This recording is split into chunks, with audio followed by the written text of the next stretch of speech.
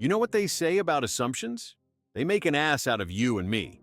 Well, my wife made an ass out of herself, and I made a spreadsheet. My name's Daniel, and I used to think the most dangerous thing about marriage was forgetting to put the toilet seat down. Turns out, it's actually forgetting to check who your wife is texting at midnight while you're passed out watching Netflix with Cheetos dust on your chest. But let me back up. Because this story starts where all good train wrecks begin, with a woman who thought she was smarter than she actually was, and a man dumb enough to believe her. Picture this. It's a Tuesday night. I'm watching some documentary about serial killers because apparently my subconscious was trying to tell me something. My wife Monica's curled up next to me, phone glowing like a tiny altar to her divided attention. She's smiling at that screen like it just told her she won the lottery and cured cancer simultaneously. I'm talking about the kind of smile that makes you wonder if someone's texting her the secrets of the universe or just really good memes. Funny video? I ask, trying to be the supportive husband who doesn't immediately jump to, she's planning my murder. Oh, just work stuff, she says, clutching that phone like it contains the nuclear codes. Work stuff. At 11:47 p.m. on a Tuesday. Sure, honey, I'm sure your quarterly reports are absolutely hilarious. But here's where it gets interesting. Because as she's giggling at her work stuff, I catch a glimpse of the contact name, Stacy. Now, I know all of Monica's work friends. There's Janet from accounting, who brings terrible brownies to every office party. There's Miguel from IT, who once spent 20 minutes explaining why I shouldn't use the same password for everything. And there's her boss, Mr. Callahan, who looks like he collects model trains and has strong opinions about lawn care. But Stacy was new to me. The next morning, I'm making coffee, because apparently I'm the only person in this house who understands the complex machinery of a coffee maker, when Monica's phone buzzes on the counter. The screen lights up with a preview. Can't stop thinking about our little secret. From Stacy.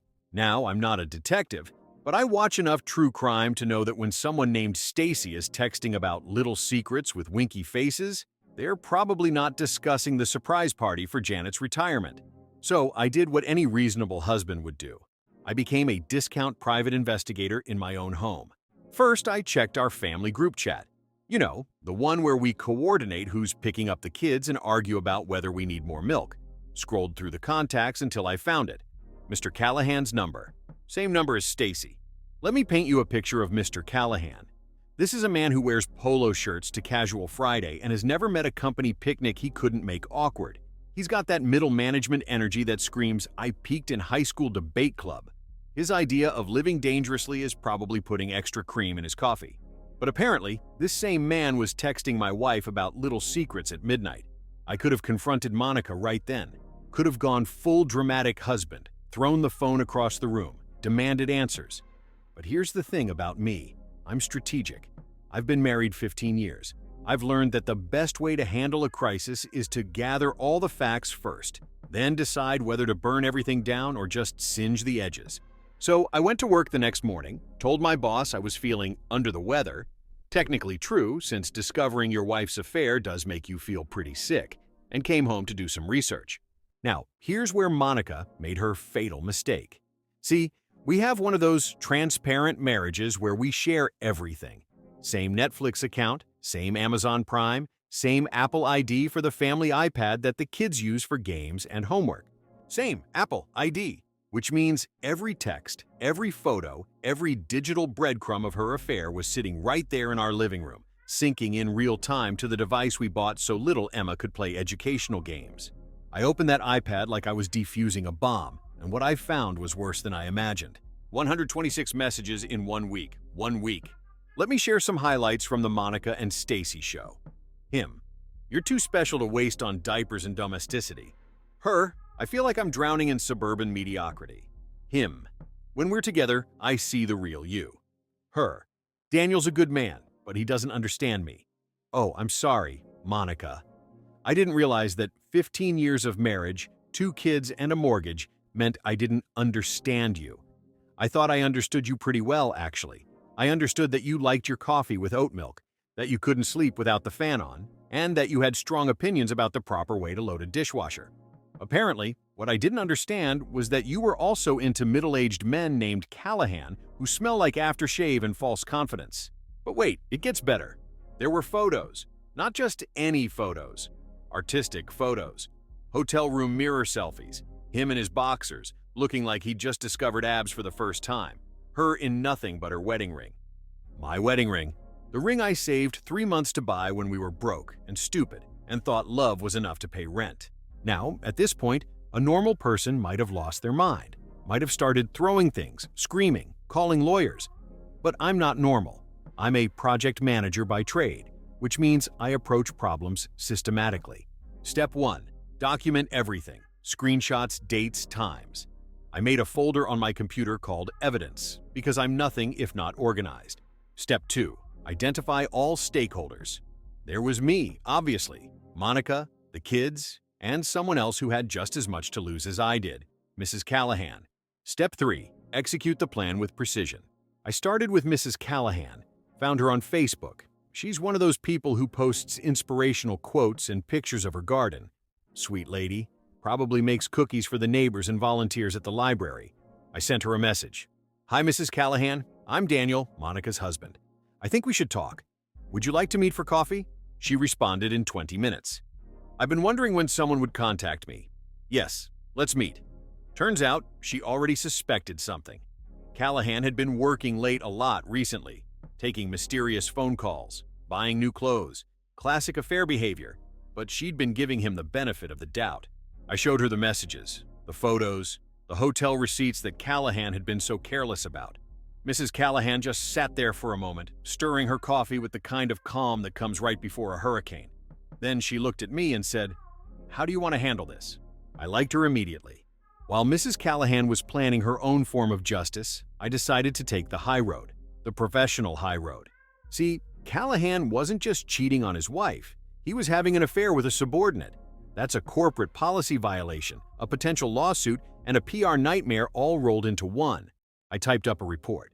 Professional, thorough, with dates, screenshots, and documentation. I even used bullet points because I'm that guy.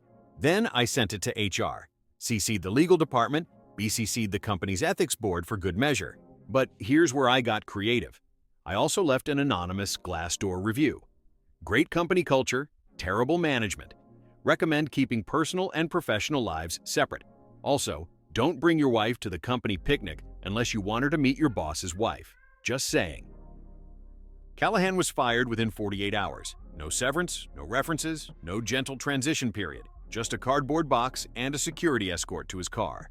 Mrs. Callahan served him with divorce papers before he finished packing his desk. And Monica? Monica came home that night complaining that we were out of oat milk, completely oblivious to the fact that her affair partner had just been professionally obliterated. I didn't tell her I knew. I wanted to see how long she'd keep up the charade. 3 weeks. That's how long it took for her to crack. She sat me down one evening, right after I'd helped Emma with her homework and gotten little Jake ready for bed, and told me she needed space to figure things out. I don't feel seen in this marriage, she said, using the kind of therapy speak that makes you want to throw things. Well, I said, Callahan definitely saw you. Saw quite a bit of you, actually. The look on her face was priceless, pure panic, followed by the kind of anger that comes from getting caught. How did you... Shared iPad, genius. Every message, every photo, every hotel receipt. Did you really think I wouldn't notice? Monica tried to explain, tried to make it about our marriage, about how she felt unfulfilled and emotionally neglected. Classic cheater playbook, make it somehow the betrayed partner's fault.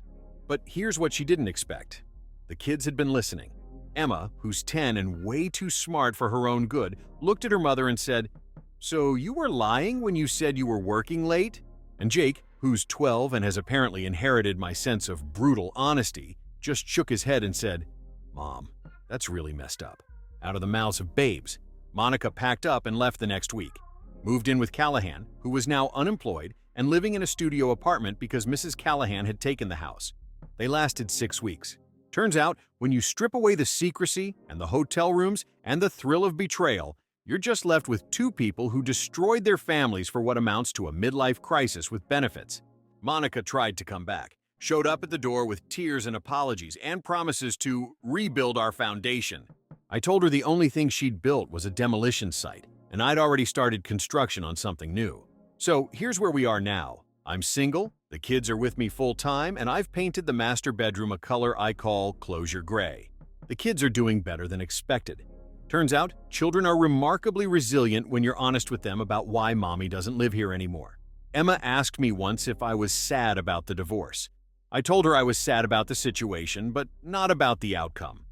Sometimes, I said, people show you who they really are, and you have to decide if that's someone you want in your life. Jake, ever the philosopher, just nodded and said, "Makes sense. Can we order pizza?" I love my kids. People ask me if I'm bitter, if I regret how I handled everything, if I wish I'd fought harder for my marriage. Here's the thing. You can't fight for something when the other person has already surrendered. You can't save a marriage when one person is actively trying to destroy it. Monica made her choice. She chose excitement over stability, fantasy over reality, a middle-aged man in polo shirts over the father of her children. And you know what? I'm grateful, because now I know exactly who I was married to. Not the woman I thought I knew, but the woman who could look me in the eye every morning while planning to leave me. The woman who could kiss our kids goodnight while texting another man about their little secret. Callahan's unemployed and divorced. Monica's living in a one-bedroom apartment and working at a different company for half the salary. And me? I'm raising two incredible kids who learned that actions have consequences and that integrity matters more than instant gratification. Sometimes the trash takes itself out. You just have to be smart enough to lock the door behind it. I ran into Monica at the grocery store last month. She looked smaller somehow, older, like someone who'd finally realized that the grass isn't greener on the other side. It's just different grass, and you still have to mow it. She asked how the kids were, asked if they missed her. "They're great," I said. "They're learning guitar and making honor roll and building the kind of character that comes from having parents who keep their promises." She started to say something else, but I had frozen peas to buy and a life to live. As I walked away, I heard her call after me. "Daniel, I'm sorry, I really am." And maybe she was.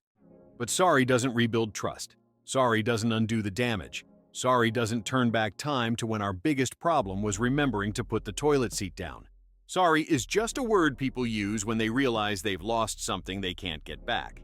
The kids and I are doing fine without her apologies.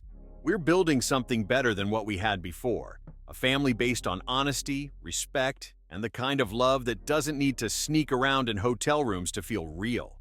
And sometimes, late at night, when the kids are asleep and the house is quiet, I smile at my phone too. Usually because Jake sent me a meme about how adults are weird, or Emma shared a picture of the A+ she got on her science project. It's a different kind of smile than the one Monica used to get from Stacy, but it's real, it's honest, and it's not going anywhere. Turns out, the best revenge isn't getting even. It's building a life so good that you forget you ever wanted revenge in the first place. Though I'll admit, watching Callahan's career implode was pretty satisfying too.